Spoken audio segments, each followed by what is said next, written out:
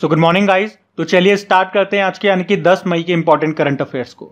तो इस प्रश्न में आपसे पूछ रहे हैं कि अभी यूनाइटेड नेशन के द्वारा किस दिन को विश्व फुटबॉल दिवस के रूप में घोषित किया गया है। तो ये इंपॉर्टेंट क्वेश्चन मार्क करना, क्योंकि ये दिवस अब हम पहली बार मनाने जा रहे हैं। तो आंसर होगा 25 मई को। तो अभी संयुक्त राष्ट्र महासभा ने 25 मई को विश्व फुटबॉल दिवस के रूप में घोषित कर दिया है। और 25 मई को ही क्यों, ये आप जानना चाहोगे। क्योंकि पहला जो अंतर्राष्ट्रीय फुटबॉल टूर्नामेंट है वो 25 मई 1924 में पेरिस में हुआ था और अभी इसकी 100वीं वर्षगांठ है। तो उसी को यानी कि 25 मई को ये दिन चुना गया है। तो सिंपल सा क्या याद रखना है, एक लाइन में बोलूंगा तो 25 मई को हम विश्व फुटबॉल दिवस के रूप में मना रहे हैं, ये आपको याद रखना है। पहले हम यूनाइटेड नेशन की बात करते हैं।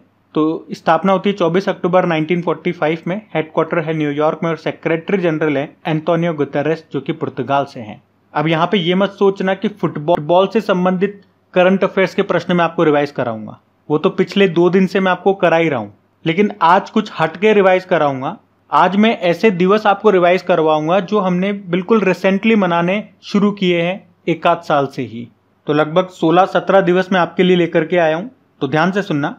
एक तो याद रखना, यूनाइटेड नेशन जनरल असेंबली ने 26 नवंबर को विश्व सतत परिवहन दिवस घोषित किया था। पहला अंतर्राष्ट्रीय शून्य अपशिष्ट दिवस ये हमने 30 मार्च को मनाया। राष्ट्रीय डॉल्फिन दिवस हमने 5 अक्टूबर को मनाया। इस्लामोफोबिया डे 15 मार्च को। मैत्री दिवस 6 दिसंबर को। और महामारी की तैयारी का अंतर्राष्ट्रीय दिवस 27 दिसंबर। नेशनल स्टार्टअप डे 16 जनवरी। पराक्रम दिवस 23 जनवरी। वीर बाल दिवस 26 दिसंबर। विभाजन विभीषिका स्मृति दिवस 14 अगस्त को। जनजातीय गौरव दिवस 15 नवंबर। भाला फेंक दिवस 7 अगस्त। अंतर्राष्ट्रीय महिला न्यायाधीश दिवस 10 मार्च। राष्ट्रीय अंतरिक्ष दिवस 23 अगस्त। अंतर्राष्ट्रीय देखभाल एवं सहायता दिवस 29 अक्टूबर और अंतर्राष्ट्रीय बायोस्फीयर रिजर्व दिवस 3 नवंबर को। तो ये वो महत्वपूर्ण दिवस हैं जो पिछले एक आध साल में हमने मनाने शुरू किए हैं। यहाँ पे मैंने हिंदी में बोल दिया है, इंग्लिश मीडियम वाले स्टूडेंट्स के लिए ये इंग्लिश में शीट रही। वैसे पीडीएफ में हिंदी और इंग्लिश में दोनों ही लगा दूंगा, वहां आपको दोनों मिल जाएगी। अच्छा, इन डेज में भी अगर किसी स्टूडेंट को लगता है कि एक आध डे रह गया है जो हमने अभी रिसेंटली मनाना शुरू किया, तो आप कमेंट बॉक्स में लिखिएगा। अभी अगला प्रश्न देखते हैं। फिर आपसे पूछ रहे, अभी हाल ही में भारतीय सेना और वायुसेना ने संयुक्त अभ्यास जिसका नाम है गगन स्ट्राइक सेकंड, इसका आयोजन कहाँ पे किया? तो आंसर होगा पंजाब में। तो एक्सरसाइज का नाम है गगन स्ट्राइक सेकंड। भारतीय सेना और वायुसेना ने इसमें हिस्सा लिया, मतलब इन दोनों ने इसका आयोजन किया। कहाँ पे किया? पंजाब में। उद्देश्य क्या है? दोनों सेनाओं के बीच में तालमेल बिठाना और अपने संयुक्त कौशल का प्रदर्शन करना। चलो अभी 2024 की ही कुछ इंपॉर्टेंट एक्सरसाइजेस जो हमने न्यूज में पढ़ी है वो सारी आपको रिवाइज कराता हूं, तो ध्यान से सुनना। सबसे पहले इस साल की जो एक्सरसाइज पढ़ी थी हमने, डेजर्ट साइक्लोन, भारत और यूएई के बीच में हुआ था। ये कहां पे हुआ था? राजस्थान के थार रेगिस्तान में। सहयोग काजिन एक्सरसाइज भारत और जापान के तटरक्षक बलों के बीच में हुई थी, ये चेन्नई में। अयुत्या एक्सरसाइज ये पहली बार हुई है, भारत और थाईलैंड के बीच में हुई थी ये। साइक्लोन एक्सरसाइज इस बार दूसरा संस्करण हुआ, भारत इजिप्ट के बीच में, इजिप्ट में हुआ। खंजर एक्सरसाइज का इस बार 11वां संस्करण हुआ, भारत और किर्गिस्तान के बीच में। कहां? हिमाचल प्रदेश के बकलोह में। एक steadfast defender exercise NATO ने आयोजन किया था इसका। Desert knight exercise Bharat France UAE के बीच में हुआ था, ये अरब सागर के ऊपर। पहली बार ये सदा तनसीक नाम का एक्सरसाइज हुआ था, भारत और सऊदी अरब के बीच में, राजस्थान के बीकानेर में हुआ। वायु शक्ति एक्सरसाइज का आयोजन इंडियन एयरफोर्स ने किया था, पोखरण राजस्थान में। मिलन एक्सरसाइज भारतीय नौसेना ने आयोजन किया था, लगभग 50 से ज्यादा देशों ने हिस्सा लिया था। कहां पे? विशाखापत्तनम में। एक दोस्ती एक्सरसाइज का 16वां संस्करण हुआ था, भारत मालदीव और श्रीलंका के बीच में, मालदीव में हुआ था। और समुद्र लक्ष्मण एक्सरसाइज ये भारत और मलेशिया के बीच में हुआ था, ये कहां पे? विशाखापत्तनम में। सी डिफेंडर्स एक्सरसाइज भारत और अमेरिका के तटरक्षक बलों के बीच में हुआ था, ये अंडमान निकोबार के पोर्ट ब्लेयर में। कटलेस एक्सरसाइज ये काफी सारे 16 देशों ने हिस्सा लिया था, जिसमें भारत भी एक देश था। भारत का आईएनएस तीर ने इसमें पार्टिसिपेट किया था। ये हुआ कहाँ पे था? पोर्ट विक्टोरिया, सेशल्स में। वैसे सेशल्स के साथ भी हमने एक एक्सरसाइज किया अलग से, लमितीय अभ्यास उसको बोलेंगे, भारत और सेशल्स के बीच में हुआ था। ये कहाँ? सेशल्स में ही। अभी टाइगर ट्रैम्प एक्सरसाइज भी हुआ था भारत अमेरिका के बीच में, भारत के पूर्वी तट पर। गगन शक्ति एक्सरसाइज इंडियन एयरफोर्स ने आयोजन किया था, 10 दिनों तक चला था, भारत के ये कई स्थानों पे हुआ था। थर्मा गार्जन एक्सरसाइज भारत और जापान के बीच में हुआ था, ये राजस्थान में। डस्टलिक एक्सरसाइज अभी 5वां संस्करण हुआ, भारत उज्बेकिस्तान के बीच में हुआ था, ये उज्बेकिस्तान में ही। सागर कवच एक्सरसाइज, तो इसमें हमारी सभी समुद्री सुरक्षा एजेंसियों ने पार्टिसिपेट किया था, ये लक्षद्वीप में हुआ था। और एक विक्टस हेज एक्सरसाइज के बारे में हमने पढ़ा था, अमेरिका का जो स्पेस फोर्स है वो इसका आयोजन करेगा। आप कह सकते हो अंतरिक्ष में पहली बार ये एक युद्ध अभ्यास होगा। पूर्वी लहर अभ्यास, ये भारतीय नौसेना ने आयोजन किया था भारत के उत्तरी तट पर। तो ये 2024 की ही सारी एक्सरसाइज मैंने अभी तक आपको रिवाइज कराई है, इनको ध्यान में रखना। और एक्सरसाइज का प्रश्न काफी दिनों के बाद आया, तो ये शीट भी हमने काफी दिनों के बाद रिवाइज की है। तो मैं तो आपको तभी रिवीजन कराता हूं जब उस तरह का प्रश्न आता है, या फिर रिवीजन वाली क्लास में रिवाइज करवाता हूं। तो अगर इस तरह का प्रश्न काफी समय से नहीं आ रहा ना, तो आप खुद से रिवाइज कर लिया करो अगर कर सको तो, वरना फिर रिवीजन वाली क्लास में तो मैं देख ही लूंगा। चलो अभी अगला प्रश्न देखते हैं। फिर आपसे पूछ रहे हैं, हाल ही में इसरो ने सेमी क्रायोजेनिक के तहत प्री बर्नर इग्निशन का सफल परीक्षण अभी कहां पे किया? तो आंसर होगा तमिलनाडु में। तो अभी इसरो ने बताया कि ये जो सेमी क्रायोजेनिक इंजन है, इसको स्टार्ट करने के लिए प्री बर्नर को इग्नाइट करना पड़ता है, मतलब उसे जलाना पड़ता है। और अभी इसी का सफल परीक्षण किया गया, अभी इसी की टेस्टिंग की गई। कहां पे की गई? तमिलनाडु के महेंद्रगिरी में। और मैं आपको बता दूं, ये जो सेमी क्रायोजेनिक इंजन है, ये LVM-3 रॉकेट की पेलोड की कैपेसिटी को बढ़ा देगा। ये LVM-3 वही रॉकेट है जिसके जरिए हमने चंद्रयान-3 मिशन को लॉन्च किया था। हाँ, आप इसे LVM-3M4 भी बोल सकते हो, उसी की हम बात कर रहे हैं। और अभी इसरो ने कहा है कि वे चंद्रयान-4 मिशन में भी इसी रॉकेट का इस्तेमाल करेगा, पर इस बार ये सेमी क्रायोजेनिक इंजन इस रॉकेट में लगा देगा, जो कि इस रॉकेट की सेकंड स्टेज में लगे विकास इंजन को रिप्लेस करेगा। और ये जो सेमी क्रायोजेनिक इंजन की हम बात कर रहे हैं, वो लिक्विड ऑक्सीजन और केरोसिन के कॉम्बिनेशन पर काम करता है। तो अभी उसी के लिए ये प्री बर्नर इग्निशन का सफल परीक्षण किया इसरो ने। कहां पे? हमने देख लिया, तमिलनाडु के महेंद्रगिरी में। अच्छा, अगर इंजन से एक प्रश्न मैं आपसे पूछूं, चलो ये आप ही का होमवर्क प्रश्न होगा, ध्यान से सुनना, क्योंकि ये मैं आपको पहले बता चुका हूं।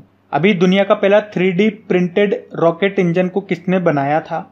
किसने बनाया था, उस इंजन का नाम क्या रखा था, और उस इंजन को जिस रॉकेट में यूज किया जाएगा उस रॉकेट का नाम क्या है? इस एक ही प्रश्न में 3 प्रश्न मैंने आपसे पूछ लिए, अब उत्तर दीजिए आप। बाकी अगर हम इसरो की बात करते हैं, तो इसरो मतलब होता है इंडियन स्पेस रिसर्च ऑर्गेनाइजेशन, जिसकी स्थापना होती है 1969 में।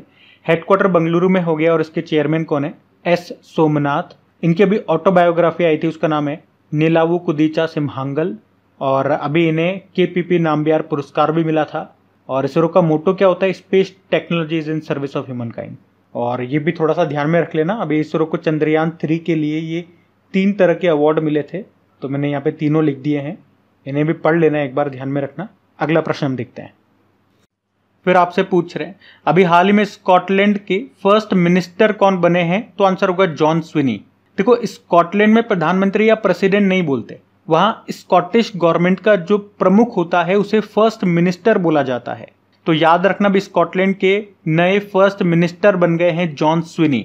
ये यहाँ के 7वें नंबर के पहले मंत्री बने हैं, फर्स्ट मिनिस्टर बने हैं। इन्होंने किनका स्थान लिया? तो हुम्जा यूसुफ का। अभी कुछ दिन पहले इन्होंने इस्तीफा दे दिया था। हुम्जा यूसुफ इनका नाम है। ये स्कॉटलैंड के पहले मुस्लिम फर्स्ट मिनिस्टर हुआ करते थे। तो इस तरह से भी प्रश्न हो सकता है बन जाए कि अभी स्कॉटलैंड के पहले मुस्लिम फर्स्ट मिनिस्टर ने इस्तीफा दे दिया, नाम बताओ। तो मैंने आपको दोनों बता दिया, अभी नए जो बने और जिनको रिप्लेस किया। देखो, स्कॉटलैंड की पहले बात करते हैं, तो मैं आपको मैप में दिखाता हूँ। स्कॉटलैंड आपने नाम सुना होगा, ये यूके का ही पार्ट है, ध्यान रखना। देखो, आपको ये तो पता होगा यूके में 4 देश शामिल हैं, इंग्लैंड, नॉर्थ आयरलैंड, स्कॉटलैंड और वेल्स। तो हम यहाँ पे स्कॉटलैंड की बात कर रहे हैं, जिसकी कैपिटल एडिनबर्ग होती है, पॉन्ड स्टर्लिंग। और स्कॉटलैंड से आपको कुछ याद आता है क्या? एक प्रश्न याद आना चाहिए जो हमने करंट अफेयर्स में पढ़ा था, जो हमारे पुराने स्टूडेंट्स हैं उन्होंने पढ़ा होगा, कि स्कॉटलैंड ये दुनिया का, पूरी दुनिया का पहला देश बना था जिसने महिलाओं के लिए सैनिटरी प्रोडक्ट्स को फ्री किया था। और अब आपको याद है, मैं आपको क्या रिवाइज करवाऊंगा कि अभी तक 2024 में पिछले 4 महीने में जितने भी इंटरनेशनल अपॉइंटमेंट्स हुए हैं संबंधित, जहां पे कोई प्रधानमंत्री या प्रेसिडेंट बने, वो सारे हम इंपॉर्टेंट रिवाइज करने वाले हैं नाम।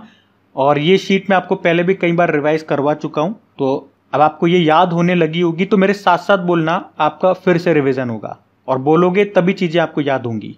तो चीजों को बात के लिए मत छोड़ो, अभी जितना हो सकता है याद कर लो। जैसे कि अभी पनामा के प्रेसिडेंट बने थे जॉस राउल मुलिनो, सिंगापुर के प्रधानमंत्री बने थे लॉरेंस वोंग, प्रधानमंत्री बनर्जी बेनेडिक्टसन, स्लोवाकिया के प्रेसिडेंट पीटर पेलेग्रिनी, इजिप्ट के तीसरी बार प्रेसिडेंट बने Abdul Fattah al Sisi, Democratic Republic of Congo की पहली महिला प्रधानमंत्री बनी जुडिथ सुमिनवाल तुलुका, सेनेगल के प्रेसिडेंट बने बासिरो डियोमाए फे, पुर्तगाल के प्रधानमंत्री बने लुइस मोंटेनेग्रो, आयरलैंड के प्रधानमंत्री बने साइमन हैरिस, फिलिस्तीन के प्रधानमंत्री बने मोहम्मद मुस्तफ़ा, हंगरी के प्रेसिडेंट बने तामस सुल्यूक, पाकिस्तान के प्रधानमंत्री शाहबाज शरीफ बने और प्रेसिडेंट आसिफ अली जरदारी, इंडोनेशिया के प्रेसिडेंट बने प्रबोवो सुबियांतो, यमन के प्रधानमंत्री अहमद अवद बिन, अल सल्वाडोर के प्रेसिडेंट बने नयाब बुकेले, कजाकिस्तान के नए प्रधानमंत्री बने ओल्जास बेक्टेनोव, फिनलैंड के प्रेसिडेंट बने अलेक्जेंडर स्टब, कोमोरोस के प्रेसिडेंट अजाली असोमानी, ग्वाटेमाला के नए प्रेसिडेंट बने बर्नार्डो एवरेलो, ताइवान के प्रेसिडेंट लाई चिंग ते, फ्रांस के सबसे युवा व पहले समलैंगिक प्रधानमंत्री बने गैब्रियल एटल, चाड के प्रधानमंत्री बने सक्सेस मसरा और डेमोक्रेटिक रिपब्लिक ऑफ कॉन्गो के प्रेसिडेंट बने फेलिक्स त्शिसेकेदी। तो ये 2024 के अभी तक जितने भी इस तरह के इंपॉर्टेंट अपॉइंटमेंट्स हुए वो सारे मैंने आपको इंटरनेशनल जो अपॉइंटमेंट्स हैं वो रिवाइज करवा दिए। तो ध्यान रखना, और बार बार जब भी इस तरह का प्रश्न आता है ये शीट में आपको बार बार रिवाइज करवाता हूँ। ये चीजें देखो बार बार रिपीटेशन में लाने से ही याद होंगी, मैं नहीं करवाऊंगा तो आपको खुद से करना पड़ेगा। तो इससे अच्छा है मैं ही करा दूं यहीं पे। कल के लिए, वो कहते हैं ना, कल के लिए काम को न छोड़ा जाए। काल करे सो आज कर, आज करे सो अब, वरना फेर करेगो कब। क्योंकि आपके पास रिवीजन करने के लिए, पढ़ने के लिए बहुत कुछ है। तो इसलिए जितना मुझसे हो सकता है मैं आपको यही चीजें रिवाइज करवा देता हूँ। और जो नए स्टूडेंट्स हैं उन्हें बता दूं कि कम से कम टाइम पीरियड में लगभग मैं 25 मिनट के आसपास का समय लेता हूँ और ज़्यादा से ज़्यादा आपको कंटेंट देता हूँ। जो कंटेंट लोग आपको एक एक डेढ़ घंटे में देते हैं वो कंटेंट मैं आपको 25 मिनट में आपको देने की कोशिश करता हूँ। बाकी इसके साथ अगर पुराने करंट अफेयर्स का आप रिविजन करना चाहते हैं या कोई स्टूडेंट पहली बार वीडियो देख रहे हैं करंट अफेयर्स का और सोच रहे हैं कि पिछले जो 4 महीने छूट गए उनको कैसे कवर करूं, तो या तो पुराने वीडियोस जा करके देख लो, या इतना समय नहीं है तो हमारी जो रिवीजन वाली क्लास है वो देख लीजिए। वहाँ पे सारे इंपॉर्टेंट क्वेश्चन ही होंगे और 1 लाइनर क्वेश्चन है ज़्यादा, उसमें फिर डिटेल नहीं मिलेगा आपको। लेकिन ये ध्यान रखना, डिटेल जानकारी नहीं मिलेंगी। तो रिवीजन के हिसाब से वो वीडियो बनाए जा रहे हैं तो आप उन्हें देख सकते हैं। बाकी अगर सेशन अच्छा लगे, मेहनत अच्छी लगती है आपको, तो फिर मेरी मेहनत भी अच्छी लगेगी। तो इसे लाइक ज़रूर करना। आज की वीडियो के लाइक का टारगेट रखते हैं 7000 लाइक का। तो मुझे इंतजार है ऐसे 7000 मेहनती बच्चों का जिन्हें मेहनत करना पसंद है और मेहनत करने वाले, वो भी उनके लिए। और अपने दोस्तों के साथ में स्टडी ग्रुप में एक बार वीडियो को शेयर जरूर कीजिएगा दोस्त। बाकी क्विज और पीडीएफ आपको मिल ही जाती है। क्रिक एग्जाम एप्लीकेशन पता ही है, लिंक डिस्क्रिप्शन बॉक्स में है। अभी अगला प्रश्न देखते हैं। फिर आपसे पूछ रहे हैं, अभी हाल ही में वर्ष 2024 के पुलित्जर पुरस्कार के अंतर्राष्ट्रीय रिपोर्टिंग श्रेणी में किसे चुना गया?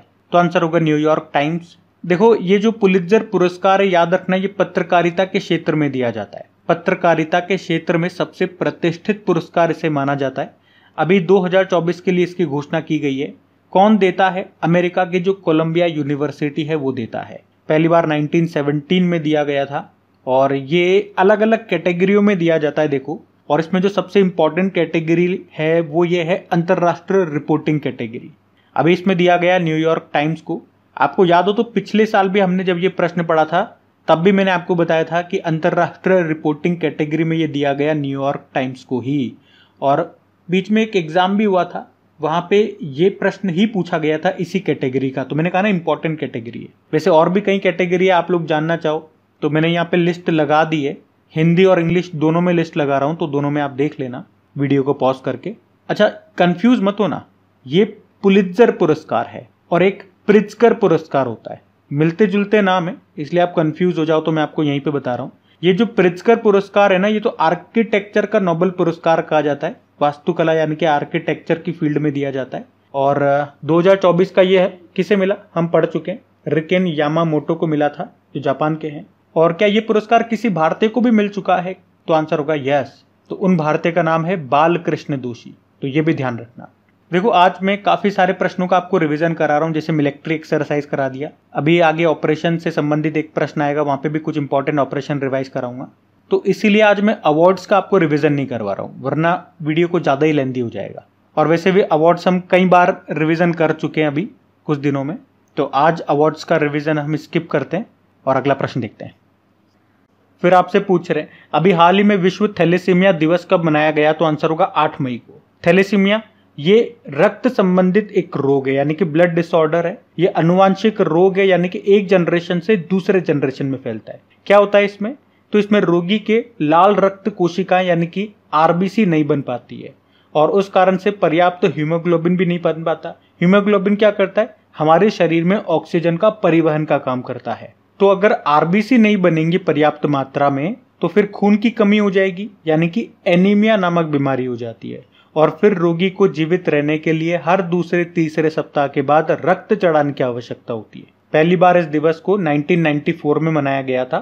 थीम भी है, थीम थोड़ी बड़ी है, तो स्टार्टिंग का आप ये पार्ट ध्यान में रख लो, एम्पावरिंग लाइव्स, एम्ब्रेसिंग प्रोग्रेस। अच्छा, वैसे अभी 8 मई को एक और दिवस हमने मनाया था वर्ल्ड रेड क्रॉस डे के रूप में। और यहाँ पे एक करेक्शन मैं आपको करवाऊंगा। कल हमने जो इसकी थीम की बात करी थी वो थीम आपको करेक्ट करनी है। और मैं आपको ये भी बता दूं कि आप जाकर के अगर सर्च करेंगे, वैसे कुछ स्क्रीनशॉट में यहाँ पे लगा देता हूँ, जैसे हिंदुस्तान टाइम्स हो गया, इंडिया टुडे हो गया, हर जगह आपको जो हमने थीम पढ़ी थी वही बताई गई है। और आप देखेंगे और कहीं भी यूट्यूब चैनल में जितने भी करंट अफेयर्स पढ़ाते हैं लगभग सब जगह यही थीम बताई गई होगी, क्योंकि थीम कोई अपनी मन से तो बनाता नहीं है। सब इधर उधर न्यूज़पेपर से न्यूज़ कलेक्ट करते तो वहीं से थीम ली होगी। अब सब जगह चली यही थीम रही है। फिर आप ही में से एक स्टूडेंट ने मुझे बताया, मुझे उनका नाम याद नहीं आ रहा, तो फिर मैंने जो वर्ल्ड रेड क्रॉस की जो संस्था है उसकी साइट चेक करी और वहां पे ये थीम गिवन है, उसका भी स्क्रीनशॉट में लगा रहा हूं। तो क्या है थीम उनके अनुसार? Keeping humanity alive. तो ये आप करेक्ट कर लेना। मतलब आजकल करंट अफेयर्स पढ़ाना भी इतना आसान नहीं है, क्योंकि हर जगह सही जानकारी नहीं मिलती है और ज्यादातर न्यूज वाले क्या करते हैं, एक दूसरे को कॉपी करते हैं। वहां पे वो आर्टिकल आ गया, उसी को सेम कॉपी पेस्ट करके अपने यहाँ पे छाप देते हैं। और ये एक्सपीरियंस के बेसिस पे मैं आपको बता पा रहा हूँ, क्योंकि जब न्यूज कलेक्ट करते हैं हम तो जब चीजें पढ़ते हैं तो वर्ड टू वर्ड मैच करते हैं भाई, तो उससे पता लगता है कि कॉपी पेस्ट किया। किसने किसका कॉपी पेस्ट किया है ये तो पता नहीं चलता, लेकिन हाँ मार्केट में यही चलता है। और जब भी डे वाला प्रश्न आता है मैं आपको हमेशा इंपॉर्टेंट डेज का रिवीजन कराता हूँ। आज नहीं कराऊंगा, लेकिन आज आपके लिए ये होमवर्क होगा या आपका टेस्ट ले रहा हूँ, सरप्राइज टेस्ट। मई में अभी तक कौन कौन से डे हम मना चुके हैं आप कमेंट बॉक्स में लिखेंगे और खुद से एनालिसिस कीजिए कि आपको ये डेज याद है या नहीं है। हम अगला प्रश्न देखते हैं। फिर आपसे पूछ रहे हैं, अभी हाल ही में जारी रिपोर्ट के अनुसार 2023 में सौर ऊर्जा उत्पादन में भारत का विश्व में कौन सा स्थान है? तो आंसर होगा तीसरा स्थान। तो यूके स्थित एक वैश्विक थिंक टैंक है एम्बर नाम से, जिसने अभी एक रिपोर्ट जारी की है जिसका नाम है ग्लोबल इलेक्ट्रिसिटी रिव्यू रिपोर्ट। और उसमें बताया कि भारत 2023 में तीसरा सबसे बड़ा सौर ऊर्जा उत्पादक देश बन गया है, जो कि 2015 में विश्व में 9वें स्थान पे हुआ करता था। और अभी 2023 में भारत ये जापान को पीछे छोड़ करके तीसरे स्थान पे पहुंच गया है। इसमें यह भी बताया कि 2023 में विश्व की कुल उत्पादित बिजली में सौर ऊर्जा का योगदान 5.5% रहा है।